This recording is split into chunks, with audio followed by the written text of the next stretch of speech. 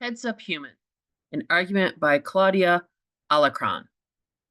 The author sends a warning about the threat automation poses to human workers. If you're like most young people, you've probably embraced technology. You communicate with friends via video and filters. You have vast numbers of songs and shows within reach. You can get items delivered to your home the same day you order them without leaving the house. These benefits technology are easy to see. Perhaps you take further and are one of those who believe that technology does not just add fun and convenience to our lives, but it actually the answer to most of our problems, even problems that are caused by technology itself. In the very near future, one of the biggest of these problems is likely to be that many jobs now held by humans will be done by some combination of artificial intelligence and automated machines. If you're tempted to shrug off concerns about this phenomenon because you assume that the wonders of technology will somehow create new and better jobs, you should be aware that research tells another story. As part of the generation that will arguably be most affected by these change, it's in your interest to stay informed rather than simply hope for the best. There is no argument that many jobs now held by humans will be replaced by some form of advanced technology, according to a new report by multinational accounting and consulting firm based in London. 38% of US jobs are at high risk of being replaced by robots and artificial intelligence over the next 15 years. The report estimates the percentage of jobs lost to automation in Britain will be 30%, with 35% in Germany and 21% in Japan. This change is already underway. Shipping companies have had headline with self-driving trucks carrying cargo across the country. Rideshare companies have been testing self-driving taxis in Philadelphia and Arizona. Once more of our trucks and taxi drivers themselves, what will happen to the people who held jobs as drivers? In the US, roughly 180,000 taxi drivers, 600,000 rideshare drivers, and 3.5 million truck drivers could end up displaced.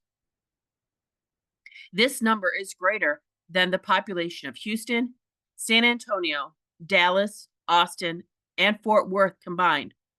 Will all these people find some other source of employment? Or will the number of unemployed grow as the out of work drivers are joined by millions of others who have been displaced by artificial intelligence and robots? Technology fans claim that the fear that robots will lead to massive unemployment are unfounded. They say that people who are displaced from jobs will find new and better occupations that will be created by the economic shifts. They suggest that a factory worker whose tasks on the assembly line is now completed by a machine might instead become someone who serves the machine, for example, or that there could be a rise in jobs in sectors that are harder to automate, such as healthcare. The last 200 years, we've had an incredible amount of automation, argues MIT economics David Autor.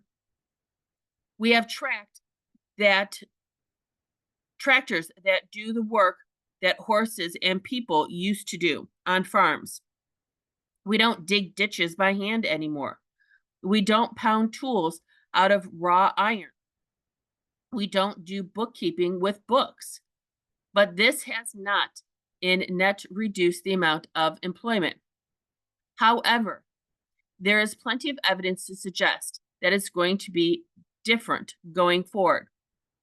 The introduction of the labor-saving tractor did indeed free up some farmers to plant more crops, the others to take on different sort of works. But the kind of automation combined with artificial intelligence being developed today doesn't just do the physical work of humans. It can do much of the high-level mental work too, faster and more effectively.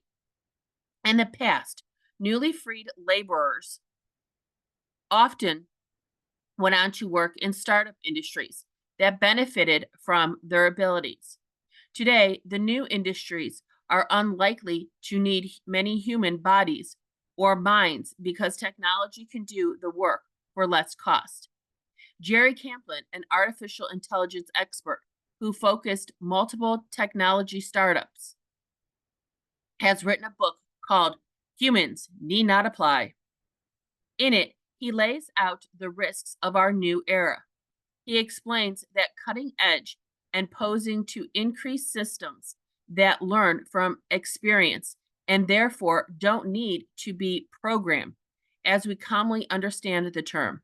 Not only will machines be able to do work that we think of as requiring human judgment and skills, such as fixing electronic problems, painting a house, or writing a news story, they will also be able to do work that people simply can't. Unlike humans, who are limited in the scope and scale of experience they can absorb, these systems can scrutinize mountains of instructive examples at blinding speeds. They are capable of comprehending not only the visual, auditory, and written information familiar to us, but also more exotic forms of data that stem through companies and networks, he writes. Kaplan is mainly referring to the future he predicts based on his perspective as an expert in the tech world. But already we can see the consequences. There is no evidence that recent advances in technology have so far offered the majority of workers better pay or positions. In fact, the opposite seems to be true. A report by the National Bureau of Economic Research found that between 1990 and 2007, automation lowered both the number of jobs available and the amount of jobs paid. We estimate large and robust negative effect of robots on employment and wages, writes the author of the study.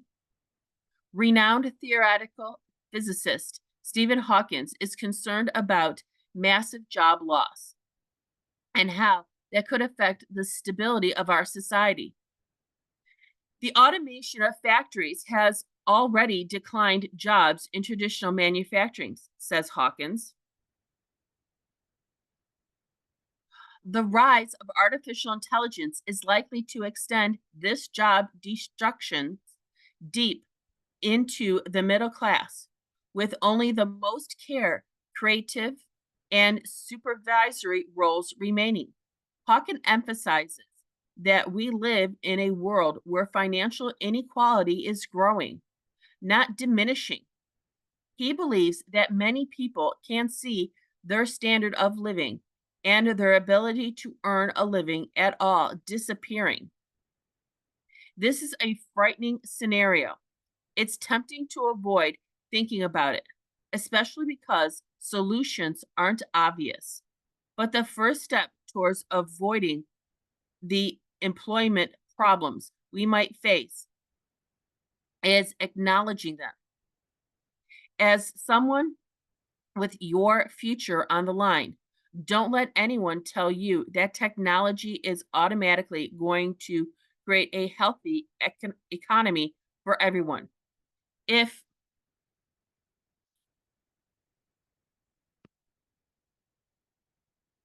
As someone with your future on the line, don't let anyone tell you that technology is automatically going to create a healthy economy for everyone. If we don't want a bleak future for most of us, we have to prioritize human well being, even as we take advantage of what technology offers.